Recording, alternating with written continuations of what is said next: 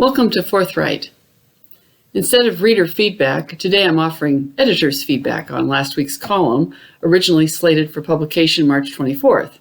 But you didn't see that column printed or online in the largest regional daily newspaper in eastern Washington and North Idaho because it violated the standards of the Associated Press stylebook. The editor sent it back, suggesting changes. I have a good editor. She was following protocol, and I found myself faced with a line I could not cross. I refused to change clear words for obfuscation. That's a good word, obfuscation. If you don't know what it means, then it illustrates the concept. It's the action of making something obscure, unclear, or unintelligible. It's why I refused to alter the column to make the point unclear. The complete text is printed in the Substack post. You can read it for yourself and judge. Here's the backstory. March 17th, at the NCAA Women's Swimming and Diving Competition, there was a milestone in transgender foolishness. A biological male competed in and won the 500-meter women's freestyle. And you didn't read about it in the Spokane Review, even though it caused an uproar in sports culture and on Twitter. In fact, until March 24th, the only local newspaper coverage of the debate over Lia Thomas competing as a woman was an AP story on the upcoming 2022 elections. Headlined, "In Trans People, GOP Candidates Find Latest Wedge Issue," the focus was not on the underlying issue, but on how Republicans are using it to their advantage in politics. Two more AP stories on March 24th focused on the political angle, but not the issue. But that's what a wedge issue is. It's something that differentiates you from your opponents. And for good reason. It's a wedge issue precisely because people who usually identify comfortably with progressive causes and democratic politics look at the biological reality of sex and see a line they cannot cross either. Biological reality says there are two sexes, with a tiny percentage of people born intersex. Ordinary people have no problem defining woman. Our current Supreme Court nominee tried to duck controversy by claiming she's not a biologist, so she couldn't answer. Poppycock. She was avoiding the torrent of abuse that inevitably falls on anyone stepping out of line of the AP-approved narrative. I'm not a physicist, but I'm pretty sure I can define gravity. We have words we can use for objects dropping back to Earth without talking as if it were possible for a baseball to hit escape velocity and float free of the Earth's pole. And we have words for rockets that really can break out of Earth's orbit. But what if we didn't have the words? What if the baseline assumption was, since not all things that go up in the air come down to Earth, because a vanishingly small number of times they don't, we need to change the language. What if sports writers had to cover a baseball game as if the relationship between ball, bat, and gravity required a degree in physics before one could make an observation of the obvious? The words we need to have an honest discussion on sex are forbidden. We can't discuss why men shouldn't be competing in women's sports unless we can identify two distinct categories. The AP style book starts from the assumption that a man can become a woman or a woman can become a man by acting on feelings, using chemistry and surgery to make it appear so. But there is logical, science-based cases to be made that no amount of cosmetic or medical body altering changes a man into a woman or a woman into a man. The AP has clearly picked a side in this culture war, and it shapes the news coverage we see every day. Wire service and local news writers alike now use ridiculous phrases like pregnant people as the new standard of journalistic language. All pregnant people are adult female humans, commonly referred to as women, not bleeders or front holers or chest feeders or any of the other ridiculously tortured language fashionable among those pushing transgenderism at the expense of women. Here's hoping Hallmark hasn't succumbed to pressure from the Inquisition and is now distributing happy birthing person cards for the first Sunday in May. And it seems particularly odd that there are no AP-approved, yet awkward, names for men based on their biological body parts.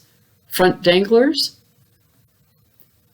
Biology and science have little to do with the whole misogynistic charade.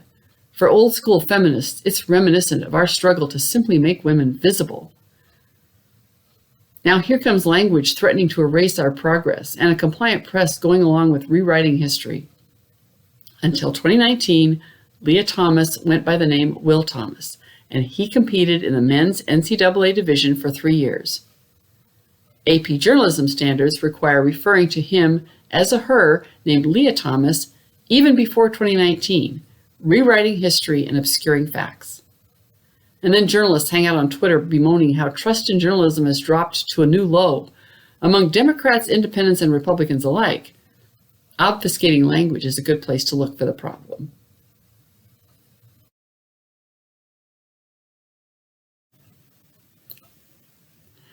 The complete column as submitted is included in the Substack post, but if you'd prefer to listen rather than read it, here it is. Defining women. Woman is a good word with a long-standing definition based on objective metrics.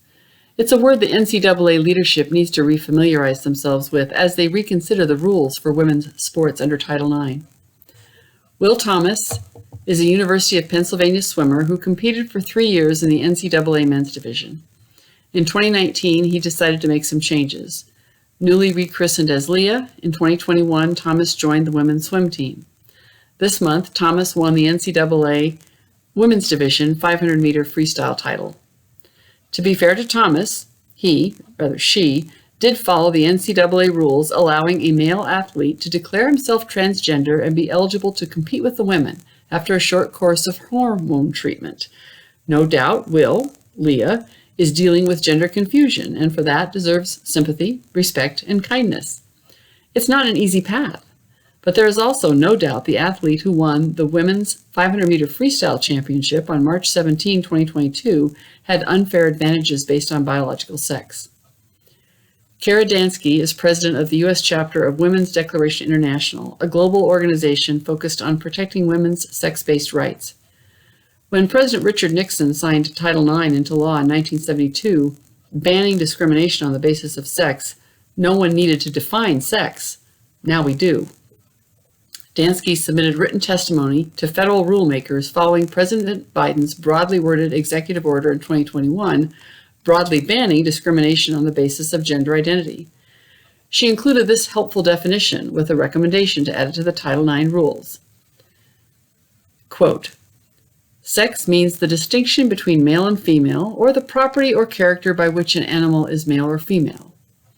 A classification of male or female based on anatomic and chromosomal characteristics, determined by gametes, which are sex cells containing only one set of dissimilar chromosomes, or half the genetic material necessary to form a complete organism. These definitions are taken from Black's Law Dictionary, Mosby's Dictionary of Medicine, Nursing, and Health Professions, and Encyclopedia Britannica, respectively. These are reputable and credible sources on which to rely in providing a regulatory definition of sex for the purpose of protecting the rights, privacy, and safety of women and girls as a sex class under Title IX. Close quote. Sex is an objective fact. Gender is a spectrum of expected behaviors varying by culture and era. Before Title IX, American girls were routinely excluded from boy activities, including shop class, advanced math placement, and many sports. Feminists spent decades working to break down the gender stereotypes, holding back girls and boys from finding their full potential as women and men. Changes were forced into the language to reinforce this cultural shift. Firemen logically became firefighters, mailmen turned into mail carriers, and policemen were easily replaced with police officers. The language embraced new gender-neutral terms when they added value to communication, but sometimes recognizing man is still usefully refers to all humans. Personhole covers just never caught on as the name for those heavy cast iron lids covering the access to a utility vault. And even when she's a woman, it's a journeyman lineman who goes up the bucket truck to repair high voltage lines. That earlier generation of radical 20th century feminists understood how language derives narratives. But narratives also drive language, and the narrative has changed. Now the loudest voices declare sex is merely assigned at birth, or sometimes before birth, by unenlightened parents holding a gender reveal party. Now sex is determined by feelings rather than observed as a biological reality. Now 21st century non-binary gender fluid radicals are unironically working to reinforce old gender stereotypes while at the same time denying the reality of biological sex-based differences. John Lawn, editor-in-chief for Swimming World magazine, weighed in after the NCAA Women's Swimming and Diving Championships, writing in an editorial published the day of the race that, quote, Lia Thomas's victory is an insult to the biological women who raced against her, against those who fought for Title IX and equal opportunities for female athletes, against science and the unmistakable physiological differences between the male and female sexes, close quote. It's not just swimming. Biological males have taken honors and opportunities away from actual women and girls in track and field, rugby, football, weightlifting, ice hockey, soccer, cycling, golf, and the Boston Marathon. Some call these breakthroughs for trans people. Dansky's group calls it the transjacking of women's sports. Male advantage in sports isn't automatic, but the increasingly obvious disparities on the medal podium are impossible to ignore for ordinary people across the political spectrum. Commentators trying to straddle the issue have suggested creating a transgender division instead of ignoring the meaning and purpose of Title IX. Or if the NCAA has trouble figuring out how to recognize sex-based biological differences without offending anyone who buys into today's cultural fluidity, then change the language. Instead of the NCAA Women's Swimming and Diving Competition, rechristen it the XX Swimming and Diving Competition. Double Xers deserve a league of their own.